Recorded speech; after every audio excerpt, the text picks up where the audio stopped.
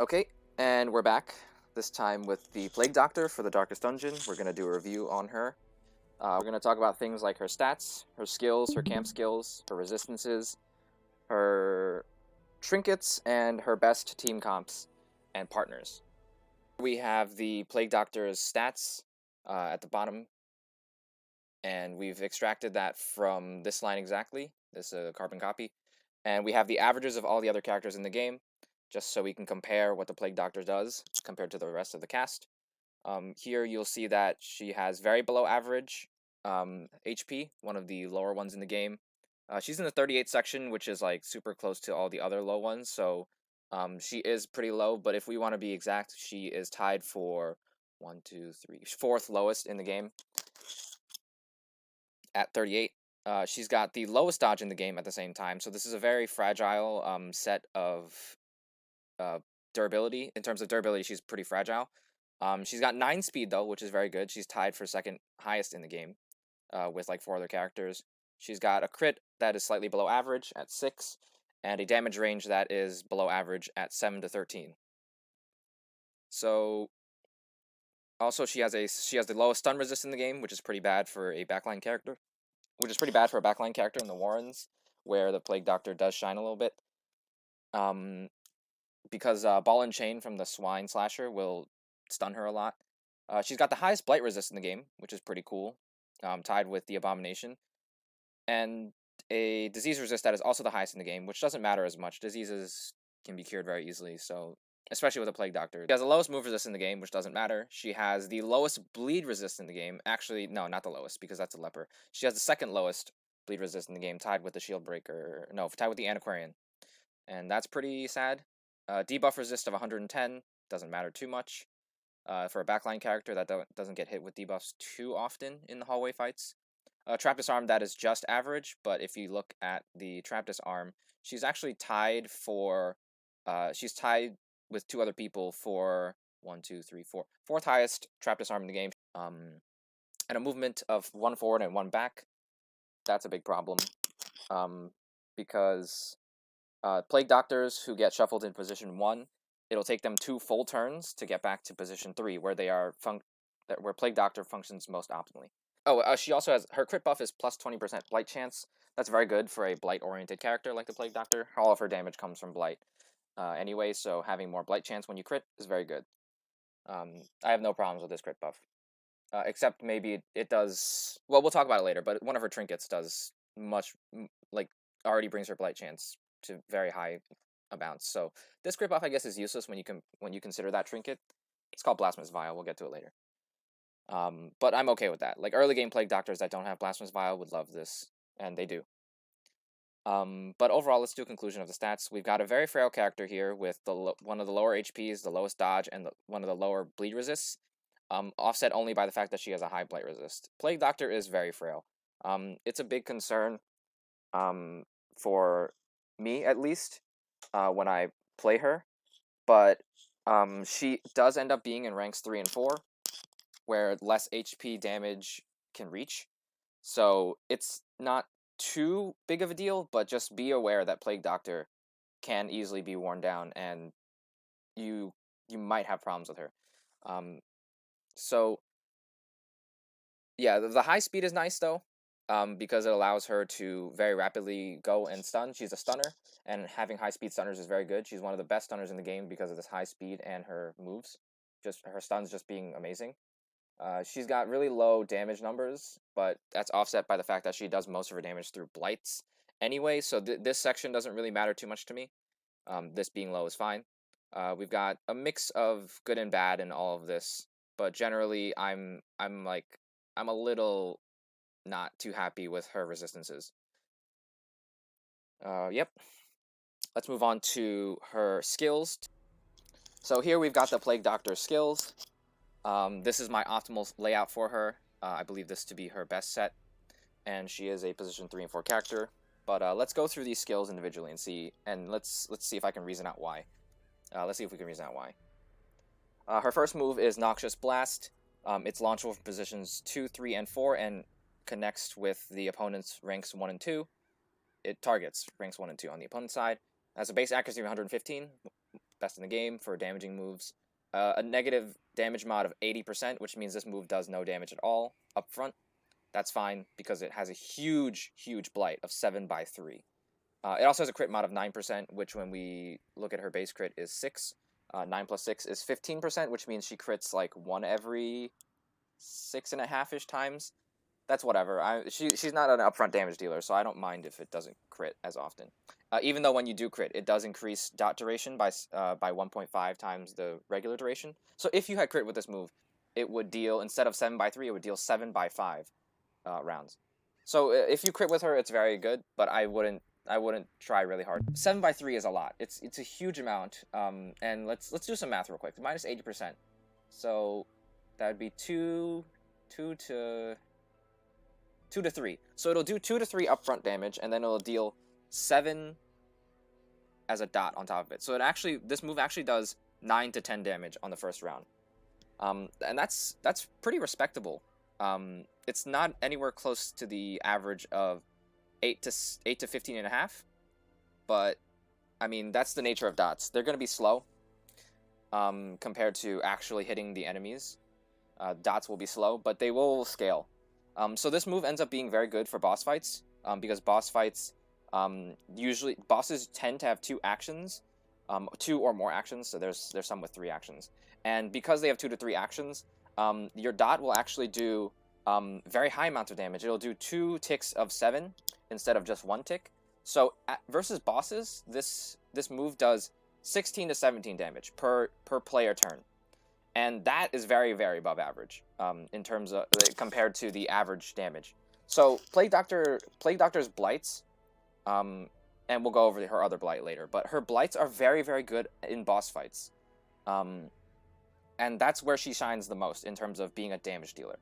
I don't think she's an actual damage dealer because, as we said before, 9 to 10 is not very good at dealing damage. 9 to 10 upfront damage is not as good, but it is something.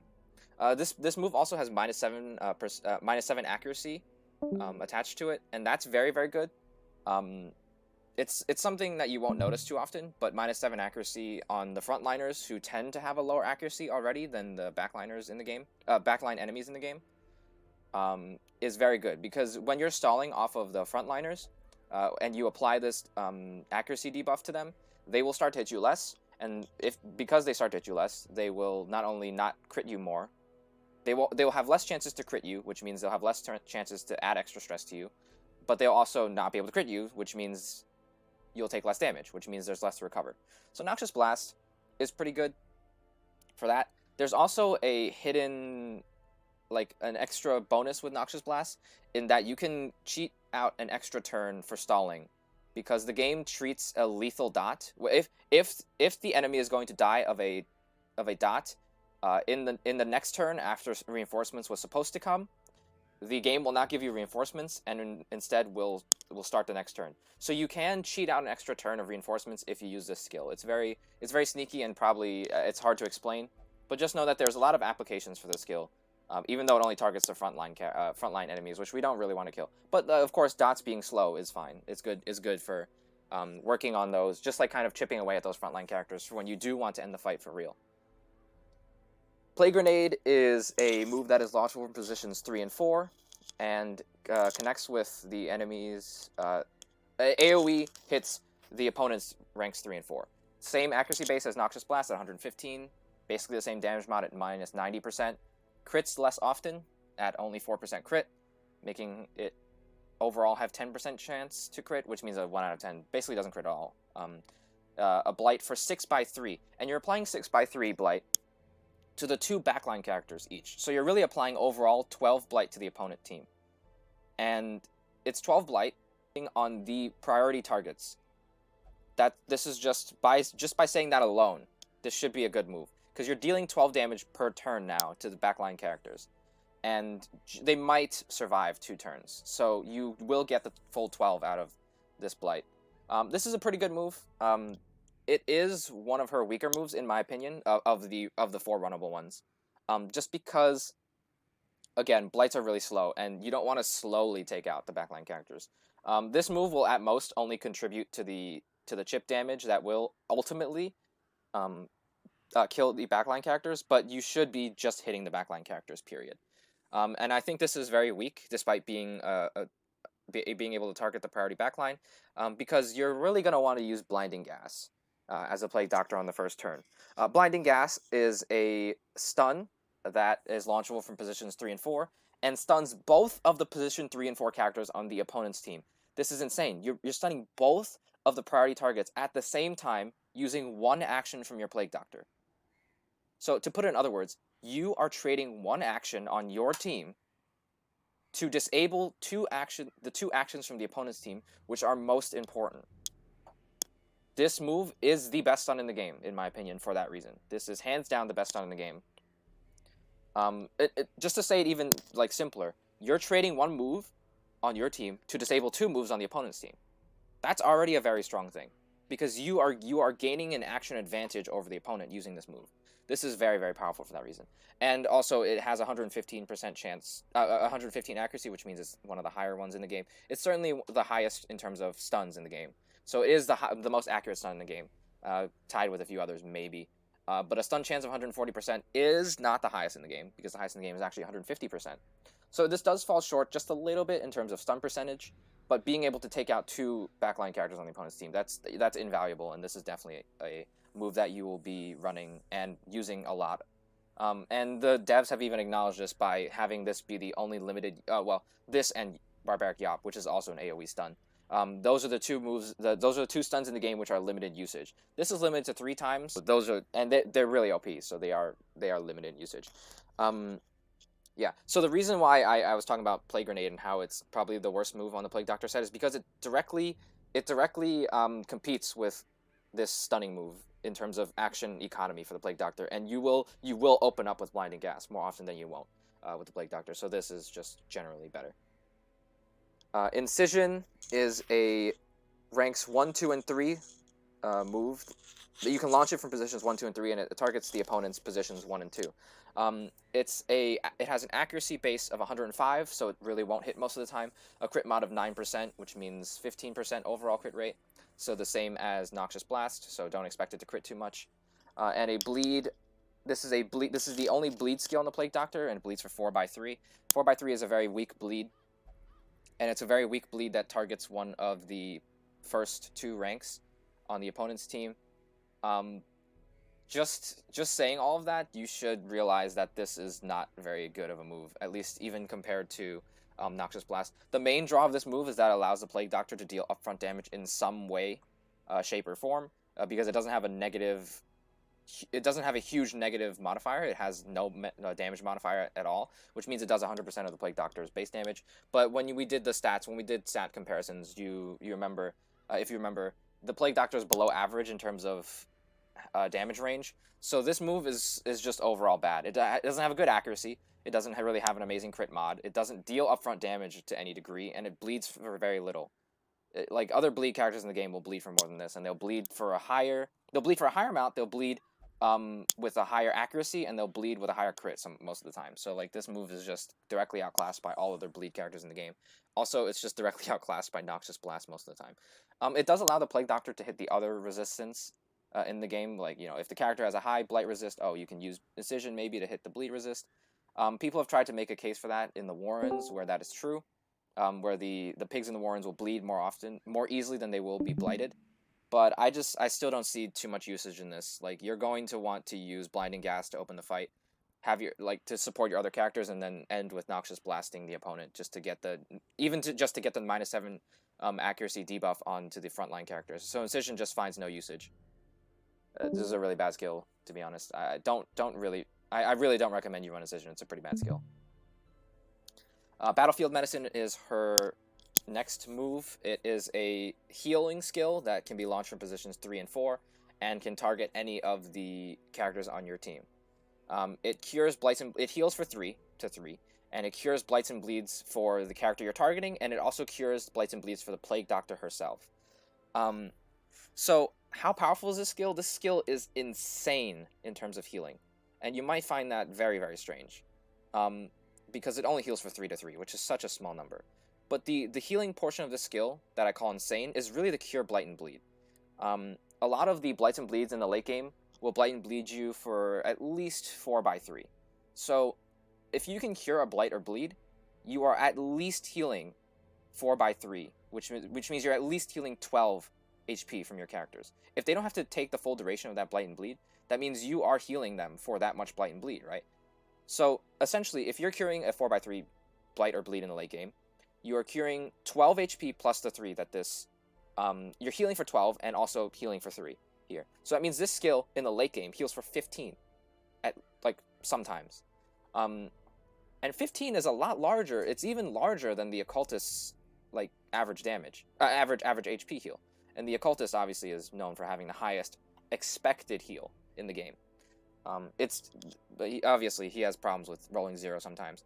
But if we compare this to even the Vestal, who heals for 8 to 9 in the late game, this heals for 15 sometimes. In the cases where you're using this to heal, it heals for 15. It has potential to heal up to 15.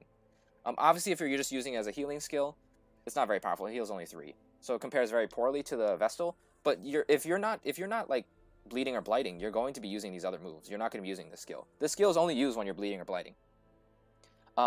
And I didn't even mention the part where she heals herself of Blight and Bleed as well. So in the worst case scenario, you are healing not only a Bleed and Blight on your other character, but you're also healing a Bleed or Blight on your Plague Doctor, which means you're healing a 4x2 dot on your Plague Doctor because her turn has come, which means one of the dot's turns have ticked down. So you're healing a 4x2, a 4x3, and you're healing for 3. So overall, best case scenario, you're healing for 23 HP with this one skill. That's off the charts in terms of healing in this game. So this skill has a lot of utility. Not to mention, it also has the benefit of being able to cure a dot for someone who's on death's door. And what that means is you are not only curing the dot, which is going to repeatedly put them on death's door over and over again and stress out the rest of your party, but you're also taking them off of death's door with this 3 HP heal. This skill has so many applications for death's door and healing and all of that stuff that it's just... I recommend running this skill for sure. You'll be using this a lot. And also, in the early game when the Occultist can still bleed with Word Reconstruction, his healing skill, it's very nice to... And obviously you want to bring an off-healer. The Plague Doctor is an off-healer for this reason, and she can actually patch up whenever the Occultist bleeds a character, she can actually patch that up with this skill, curing the bleed. Her next skill is Emboldening Vapors. It's launchable from any of the positions. It's launchable from any of your positions. It is a buff skill that buffs the target. Oh, and can obviously target any of the positions on your team. And it's a buff skill that buffs for 25% damage and plus 5 speed. It's limited to 2 use per battle because you don't want to keep... The devs want to make sure you don't just keep buffing the same character over and over again. But how powerful is this skill? I really don't think it's that powerful. It certainly has its uses in longer fights where the opponent has way too high of a blight resist for you to even consider blighting. But if your opponent has such a high blight resist that you don't even want to consider blighting, you shouldn't be bringing the Plague Doctor, which is centered all around blighting. So because those are the use cases where Emboldening Vapors is strongest, and you will be actively avoiding those cases, Emboldening Vapors just doesn't seem that strong. We can just gloss over this skill most of the time. You can try out some cool things with this, but I really don't have an application for it, so it's probably not runnable to me. Her last skill is Disorienting Blast. It can be launched from positions 2, 3, and 4, and hits the enemies 2, 3, and 4. It's got 150. It's a stun skill also, but it's a single target stun skill instead of AOE. So it has an accurate base of 115. That's very good. It's got a minus 100 damage mod, which is whatever. I don't know why that's there. It shuffles the target and stuns them at 140%, and it also clears corpses. The clears corpses part doesn't really matter too much, but the most important part of this is that it's not limited, and this actually does have use cases for the Plague Doctor that will make it sometimes outclass Blinding Gas. The fact that it can be used multiple times is very good. I'm thinking of a specific fight in Darkest Dungeon 3 versus the Mammoth Cyst, of course, where there's the White Cell Stalk in the very, very back in rank 4. You need to stun it repeatedly. And over a long... Like, the fight itself is going to be very long, and you're definitely going to need to stun it more than 3 times if you were to try to go with the stunning strategy for that fight. And Disorienting Blast is very pivotal for that reason. It's one of the only stuns that can reach into the back line, the other ones being like Bounty Hunter. And I think that's it. I really think it's just Bounty Hunter. That's the other stunner that can reach the back line. Yeah, it's really only the Bounty Hunter. So it's really either Bounty Hunter or Plague Doctor, and Plague Doctor is a very good bring to that fight because of also Plague Grenade. So like for that fight, I would suggest going like this. And really, that's the only niche case that I would say Disorienting Blast has over Blinding Gas. But it definitely is runnable, and you can, if you don't like one of these other moves, you could probably go like this and probably be happy with it. Or you could just take off Plague Grenade, take that off entirely, and just go like this. Oh, well, not that. You can go like this, and that makes sense. That's a set you can run.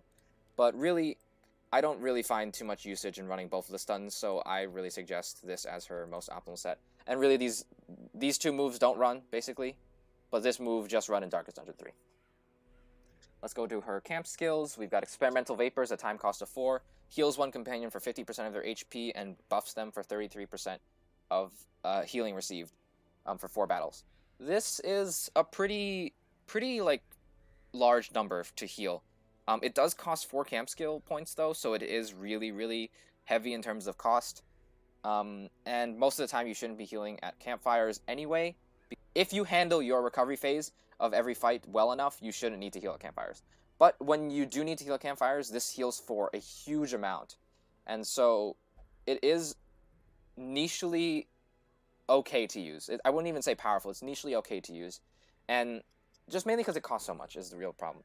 So I don't really see much usage for this skill, but I respect its power level, at least. Let's move on to Leeches, a time cost of 3. It heals for one companion for 15% of their HP, removes Blight, and removes Disease. Now this skill is very good, and the only reason it's good is because it removes Disease. Diseases are very annoying to deal with in the disease places, which are the Warrens and the Cove and the Weald. So like three of the main dungeons give diseases, have enemies that give diseases, and being able to treat those diseases in the middle of a dungeon is very good. Sometimes I'll bring a Plague Doctor with a character that has 3 diseases on my roster, simply for the reason that I just want to camp at some point during that dungeon and then cast leeches on that character, just to save money in some way, but also just to clear 3 diseases at the same time. The Sanitarium itself can only clear 1 disease at a time, unless you upgrade it, at which point it's a percentage chance to clear more than 1. So this is just more efficient than the Sanitarium in that it not only costs you gold, it not only doesn't cost you gold, and it also removes all the diseases at the same time. So Leeches is pretty powerful. Obviously, it's nichely powerful because diseases aren't too important. Disease removal isn't too important because of the existence of the Sanitarium, but it's nice. It's a nice alternative. And similarly for the cure, this is a disease cure for the Plague Doctor herself, and it costs only 1. So it's very easy to slot these 2 in. 3 plus 1 equals 4. Then you can cast 2 4-cost camp skills, which is very powerful. It removes it removes all diseases on the Plague Doctor and gives her a plus 20% disease resist. The plus 20% disease resist doesn't really matter. She already has the highest disease resist in the game. Self-medicate, time cost of 3. Self only, minus 10 stress. Heal 20% of the Plague Doctor's HP. Remove Blight and Bleed from the Plague Doctor, and plus 10 accuracy for 4 battles. So this skill is actually insane. It does so much. If you just compare it right away with the 2 generalist skills of Encourage and Wound Care, which both do 15 stress and 15% healing, it does 10 stress and 20% healing for 1 extra camp skill. It also removes Blights and Bleeds and gives her a plus 10 accuracy for that 1 extra camp skill. So it compares very favorably to the generalist camp skills in that it does both of them at the same time, plus or minus, and also does more. So it's a very good camp skill. It's not very oftenly used by me because she can AoE stun the backline, so that means she'll allow her other teammates to capitalize on that stun, and therefore you're able to very effectively take care of the stress casters, so you shouldn't be stressed too often. Because she has such a good move in the stalling phase of the fight, such as Noxious Blast, you should be able to control your recovery phase pretty well, and therefore not be too pressured in terms of HP. Remove Blights and Bleeds are taken care of by Battlefield Medicine, and 10 accuracy is actually given to her by one of her best trinkets one of her best trinkets. So overall, this skill just each of its individual parts are taken care of in some way, shape, or form. But because it's all of those individual parts put into one skill at a camp, it does get a special shout out just for being so flexible. Yeah, you could use this skill. It's definitely very usable. So that's all her skills. Let's move on to her trinkets. Okay, and these are the Plague Doctor's trinkets. We're going to talk about her rare and very rare, but first we should talk about Witch's Vial, which is actually very, very notable in the late game. Um, it's her common trinket, the Plague Doctor's common trinket, and it gives plus 15% stun chance. All other generalist trinkets only give plus 10 stun chance. So for the stunner that the Plague Doctor is, plus 15% is very, very runnable over a lot of the other generalist trinkets, and it's actually very, very runnable in general, just because we do want our stuns to hit to not only hit but also to be able to actually succeed the stun roll. So plus 15% over the generalist trinkets that are plus 10% is very good. This is a common that I still run in the late game. That's very, very high praise for a common trinket. Do keep your eye out for this. It actually does give you a huge power spike for the Plague Doctor in the early game. Plus 15 is no joke. It will make your stuns a lot more consistent. All right, let's move on to Bloody Herb though. It is the Plague Doctor's rare. It gives plus 10%, plus 10 accuracy for melee skills, plus 30% bleed skill chance, and plus 20% damage to your melee skills. So right away we can say Plague Doctor has no melee skills except for incision, and incision does bleed. So this is a trinket. The very rare trinket for the Plague Doctor is made specifically to buff only incision. You are dedicating one whole trinket slot of the 2 trinket slots that you have to buff one skill on the Plague Doctor. This is a horrible, horrible trinket, and that skill isn't even good. Right? We had broken down why it's not a very powerful skill. So you're buffing probably her weakest skill in her set of 7 skills with one trinket slot. This is horrible. Don't run this. But now we get on to the strongest class trinket in the game, in my opinion. Definitely a contender, at the very least, definitely a contender for strongest class trinket in the game. Blasphemous Vial, the Plague Doctor's very rare trinket. It does so much. It gives plus 10 accuracy to the range skills, plus 20% stun skill chance, plus 20% blight skill chance, and it's at the cost of 25% stress. Right. So the Plague Doctor already has one of the highest accuracies in the game, but obviously going a little further doesn't hurt too much. She's got a 20% stun skill chance, which brings her stuns from 140 to at least 160% chance, which is starting to bring her above average. It at least ties with the 150% people who are running plus 10% stun chance generalist trinkets. So that's nice. The plus 20% stun chance is very nice. 20% blight skill chance at the same time, though, covers the blight moves in her set, which means this trinket covers 3 of those moves we do run on her optimal set, and so Blasphemous Vial does so much for our 3 optimal moves. This is insane. This does everything I want the Plague Doctor to do, all in one trinket, but it does come at the cost of pretty heavy stress. 25% is the highest stress addition in the game, and the reason it's so high is because it used to be lower, and they nerfed it. Like, the devs nerfed it to become 25%. In my opinion, it is the best. It is the class trinket that it is the best very rare in terms of how much power it jumps the Plague Doctor, and is a hard staple on every single Plague Doctor in the late game. If you are not running Blasphemous Vial, you should be in the late game. So what are the other trinkets I can see being run next to the Blasphemous Vial? Obviously, I mentioned earlier Witch's Vial. It doubles down on this extra stun chance so that you can actually double stun the backline sometimes in a row, and that's very, very powerful. There's no way that you're telling me that I can stun both of the backliners twice in a row and there's no way for me to say that's not powerful. Other trinkets you can consider in the late game, Aria Box would cancel out all of the stress from Blasphemous Vial. It's minus 25%. Book of Sanity is minus 20%, and you can run that instead of the Aria Box, which is harder to find because you have to kill madmen for it. Other trinkets to run in the late game, let's see. Prophet's Eye, which is the trophy for killing the Sauner's Prophet. Gives you speed, gives you accuracy, gives you minus stress. That's a very, very good pairing with Blasphemous Vial. If you stick her in position 4, which she is. I mean, she is also runnable in position 4, and use the Prophet's Eye. That's a very, very good combination. You can just give her speed trinkets like the Feather Crystal or the Swift Cloak for +2 speed. Faster stunners is better. The faster the stunner, the better. I would be hesitant to give her any speed trinkets that give her plus stress because of this 25 stress being so huge. Alright, so here we have the Plague Doctor in position 4. She's in position 4 just because I talked about the Prophet's Eye earlier. She is optimal in position 4, and there's no real competition for her to be in position 4. Most of the backline characters in the game are flexible being in positions 3 or 4. We'll move her around, and as soon as if you see me move her into position 3, you should assume don't run Prophet's Eye, because Prophet's Eye actually does nothing when the Plague Doctor is in position 3 versus 4. Right away, the Plague Doctor, she does a lot of blighting, she does a lot of stunning, right? And that's pretty invaluable for almost any team at all. So you can really just run whatever you want in the other 3 slots and be pretty happy with that.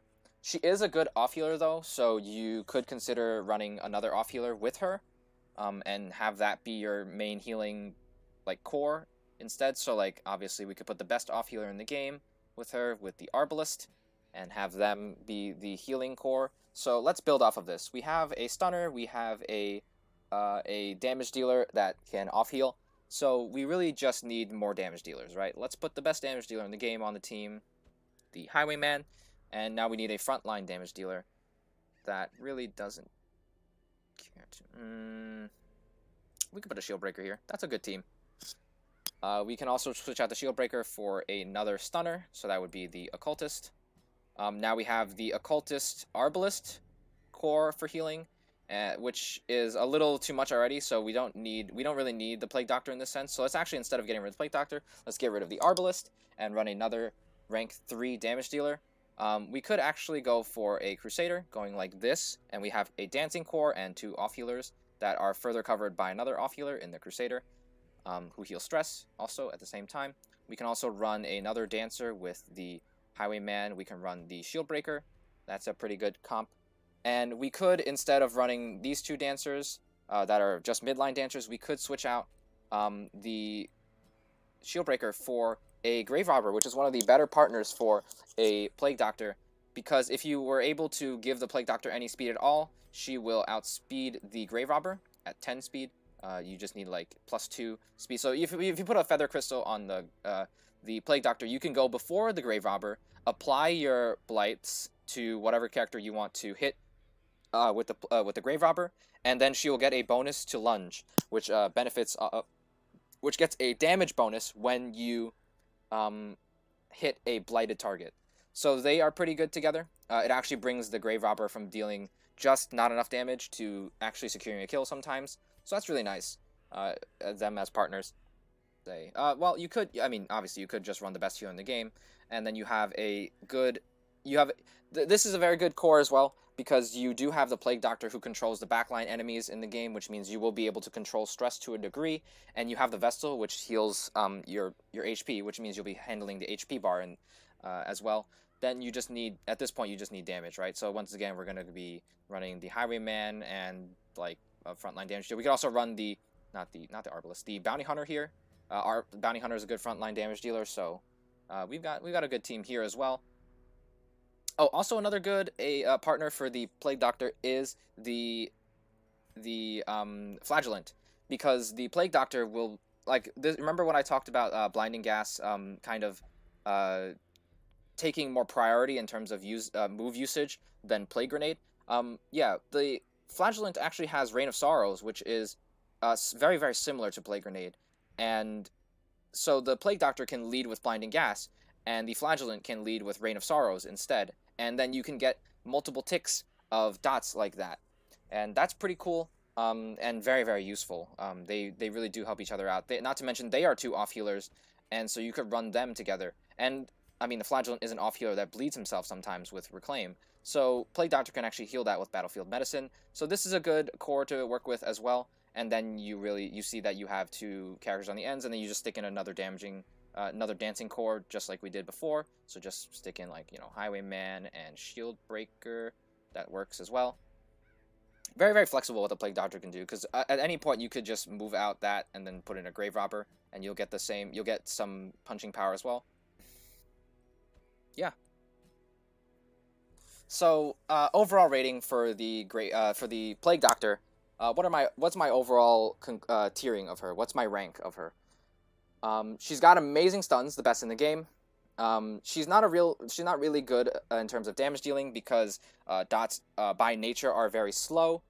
But when she's going versus bosses who have 2 or more actions per round, like right away I can talk about the Siren and the Drowned Crew have 2 actions per round, and they're in the Cove, which means you'll be probably bring a Plague Doctor anyway, because Plague Doctor functions very well in the Cove. Against those bosses, she destroys those bosses because they tick her dots so fast. The dots just deal so much damage so rapidly against those bosses. If you're going against a 2 action or more per round boss, the Plague Doctor is a good damage dealer.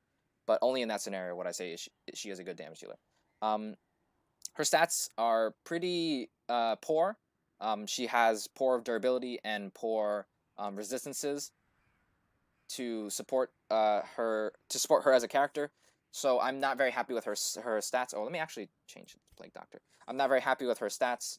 But she makes up for a lot of those stats in her skills just being very powerful, and obviously her very rare trinket being very, very powerful.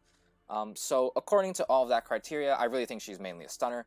And since she only does that one job very, very powerfully, I have to say she is a lower A tier character. A lower A tier is still very, very respectable. That's a very, very good character. I find Plague Doctors to be run very often in my teams. I love Plague Doctors a lot. Right? That's the Plague Doctor review. Thank you for watching.